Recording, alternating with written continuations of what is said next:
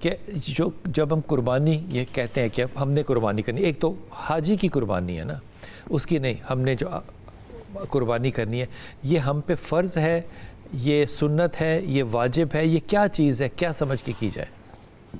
بسم اللہ الرحمن الرحیم۔ ہم احناف کے نزدیک جی قربانی یعنی جانور ذبح کرنا ان 3 دنوں میں یہ واجب ہے۔ واجب سے مراد کیا ہوتی ہے؟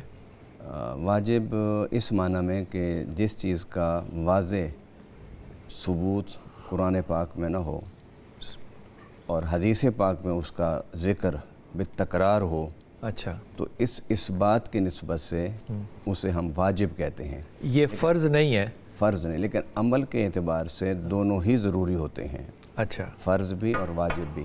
صرف اس عمل کا جو ثبوت ہوتا ہے وہ قرآن پاک میں ہوتا ہے اشاروں میں، یا اشارت النص سے یا اقتضاء النص سے، مگر حدیث پاک میں اس کا واضح کیونکہ ثبوت ہے، اور نبی پاک صلی اللہ علیہ وسلم نے 9 سال رسول اللہ صلی اللہ علیہ وسلم نے قربانی کی، تو حضور کے اس باقاعدگی کے عمل کو دیکھ کر احناف کے نزدیک قربانی جو ہے وہ واجب ہے۔ ایسا بھی ہے کہ حناف کے علاوہ لوگوں کا مختلف خیال ہے اس میں؟ اجب باقی جو 3 ائمہ ہیں ان کے نزدیک واجب نہیں ہے، سنت ہے، سنت ہے، اور سنت مؤکدہ وہ کہتے ہیں، یعنی کہ پکی سنت ہے۔ ہمارے نزدیک اگر واجب ہے، اگر ترک کرے گا وہ تو وہ گناہگار ہوگا، جو ترک کرے گا وہ گناہگار ہوگا، چاہے اس کے وسائل ہوں یا نہ ہوں؟ نہیں، جس پر واجب ہے، جو مکلف ہے اس کا، مکلف سے مطلب جو کہ افورڈ کر سکتا ہے، جی افورڈ کر سکتا ہے، یعنی اس کو کہ مکلف یہ ہوتا ہے کہ جو بنیادی جو بات ہے قربانی کی شرائط میں سے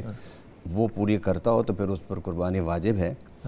لیکن باقی ائمہ کے نزدیک اگر وہ اس قربانی کو ترک کر دیتا ہے تو ان کے نزدیک یہ گناہ، یعنی ہم اس کو نہیں کہتے وہ۔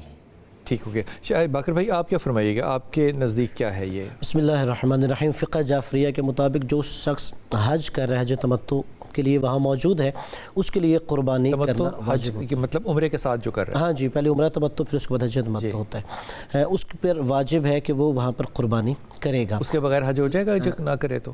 اگر وہ نہیں کرے گا پھر اس صورت میں الگ ایک حکم ہے کہ پھر وہ روزے رکھے گا، یعنی اس کے پاس اگر پیسے 10 روزے رکھے گا۔ ہاں جی بالکل، لیکن جو ہم اپنے وطن میں کر رہے ہوتے ہیں قربانی، وہ واجب نہیں ہے، یعنی غیر حاجی کے لیے یہ قربانی سنت مؤکدہ ہے فقہ جعفریہ کے مطابق، اور اسی لیے کہ جو واجب قربانی ہے اس کے لیے جو شرائط متعین کی گئی ہیں، اگر مستحب قربانی میں بھی ان کا شرائط کا خیال رکھا جائے تو افضل اور بہتر ہے، لیکن اگر ان شرائط میں سے کوئی شرط نہ بھی پائی جائے تو قربانی ہو جاتی ہے۔ شاہ صاحب پہلے آپ فرما دیجئے کہ آپ اس کو کیسے دیکھتے ہیں، پھر میں ان شرائط پر آتا ہوں کہ شرائط چاہیے۔ بسم اللہ الرحمن الرحیم۔ اس میں یقیناً اہل علم کے 2 قول ہیں، واجب اور سنت مؤکدہ کے، اور واجب کہنے والوں میں شیخ الاسلام امام ابن تیمیہ رحمۃ اللہ علیہ، امام اوزاعی رحمۃ اللہ علیہ، امام لیث جیسے محدث بڑے بڑے اکابر، حضرت امام ابو حنیفہ رحمۃ اللہ علیہ، اور اس طرح حضرت امام احمد بن حنبل رحمۃ اللہ علیہ سے بھی ایک قول مروی ہے، حضرت امام مالک سے بھی ایک ظہری قول ان کا یہ روایت کیا جاتا ہے کہ انہوں نے کہا یہ واجب ہے، اس لیے کہ نبی پاک صلی اللہ علیہ وسلم کی حدیث پاک قرآن میں بھی اللہ نے فرمایا نا فصل لربک ونحر، ونحر سے مراد یہاں پہ ہے جو جانور ہم کرتے ہیں نا اونٹ کی شکل میں، تو اس کا نحر کیا جاتا ہے، تو یہ حکم ہے والامر للوجوب، اور جہاں پہ اللہ کا حکم آ جاتا ہے جب تک قرینہ صارفہ نہ ہو تو واجب ہوتا ہے۔ تو بار کیا سنت مؤکدہ کہنے والوں کا بھی یہی موقف ہے کہ وہ یعنی ایسی سنت نبی پاک کی جس پہ بڑی تاکید کی گئی، نبی پاک نے کبھی اس کو چھوڑا نہیں ہے۔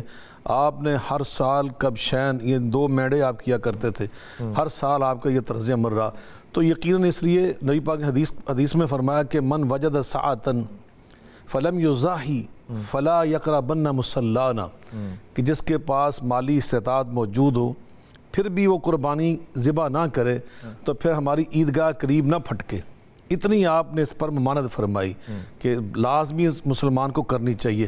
فلیذبح، آپ نے یہ لفظ بھی استعمال فرمایا حدیث